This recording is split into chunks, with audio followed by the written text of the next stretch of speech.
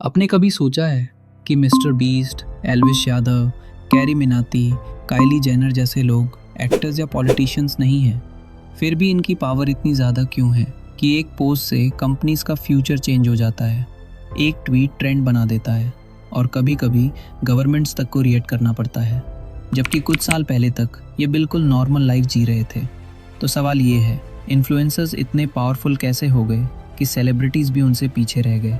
चलिए समझते हैं, असल में फेम का सिस्टम ही चेंज हो चुका है, क्योंकि पहले स्टार बनने के लिए इंडस्ट्री की परमिशन चाहिए होती थी। मूवीज़, टीवी, बिग स्टूडियोज़, जहां एंट्री मिलना ही सबसे बड़ा चैलेंज होता था। लेकिन आज सिर्फ एक स्मार्टफोन, इंटरनेट कनेक्शन और थोड़ी क्रिएटिविटी से कोई भी इंसान दुनिया भर में फेमस हो सकता है। रील्स, शॉर्ट्स और सोशल मीडिया प्लेटफॉर्म्स ने फेम का गेट तोड़ दिया है, जहां गांव का स्टूडेंट, हॉस्टल का गेमर या एक सिंपल व्लॉगर भी ओवरनाइट वायरल हो सकता है। और जब फेम का कंट्रोल पब्लिक के हाथ में आ गया तो पावर भी शिफ्ट हो गई। लेकिन सिर्फ एक्सेसिबिलिटी ही रीज़न नहीं है, असली डिफरेंस ट्रस्ट का है, क्योंकि सेलिब्रिटी एड्स करता है और इन्फ्लुएंसर रिकमेंडेशन देता है। सेलिब्रिटी बोलता है बाय दिस प्रोडक्ट, जबकि इन्फ्लुएंसर बोलता है मैं उसे करता हूँ। और ऑडियंस को लगता है ये हमारे जैसा ही बंदा है, जो स्क्रिप्टेड नहीं बल्कि रियल एक्सपीरियंस शेयर कर रहा है। इसीलिए रिसर्च भी कहती है कि लोग इन्फ्लुएंसर्स पर सेलिब्रिटी से ज़्यादा ट्रस्ट करते हैं, क्योंकि इन्फ्लुएंसर परफेक्ट नहीं बल्कि रिलेटेबल लगता है। वो अपनी फेलियर्स, स्ट्रगल्स और डेली लाइफ भी शेयर करता है, जिससे ऑडियंस को लगता है कि वो उनका फ्रेंड है। और ब्रांड्स इमोशंस नहीं बल्कि डेटा फॉलो करते हैं, जहां influencers higher engagement, targeted audience और डायरेक्ट इंटरैक्शन देते हैं। इसीलिए आज कई कंपनीज मूवी स्टार से ज़्यादा डिजिटल क्रिएटर्स पर पैसा लगा रही हैं, क्योंकि एक सिंगल स्पॉन्सर्ड पोस्ट लाख या करोड़ का बिजनेस जनरेट कर सकता है। और माइक्रो इन्फ्लुएंसर्स भी स्पेसिफिक ऑडियंस को डायरेक्टली कन्वर्ट कर देते हैं। लेकिन असली पावर तब समझ आती है जब कंट्रोवर्सी होती है, क्योंकि कंट्रोवर्सी इन्फ्लुएंस को एक्सपोज कर देती है।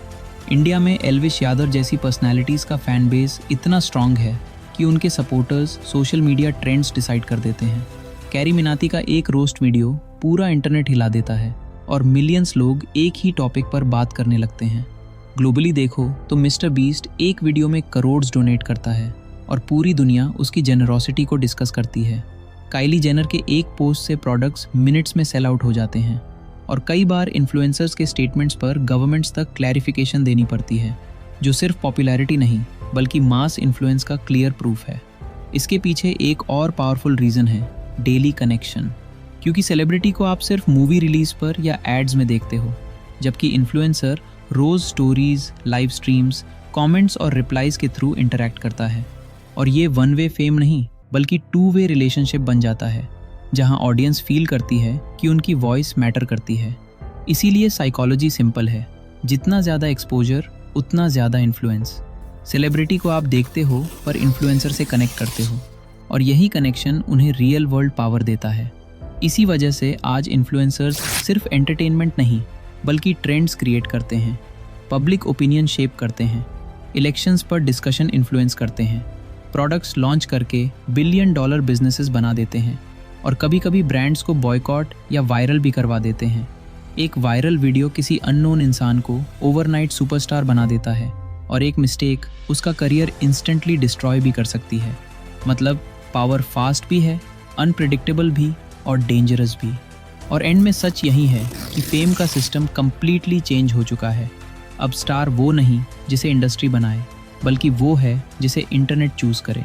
अटेंशन ही न्यू करेंसी है, और जिसके पास अटेंशन है, रियल पावर भी उसी के पास है। इसलिए आज का सबसे पावरफुल सेलिब्रिटी शायद मूवी स्टार नहीं बल्कि वो क्रिएटर है जो रोज़ आपकी फीड में दिखाई देता है।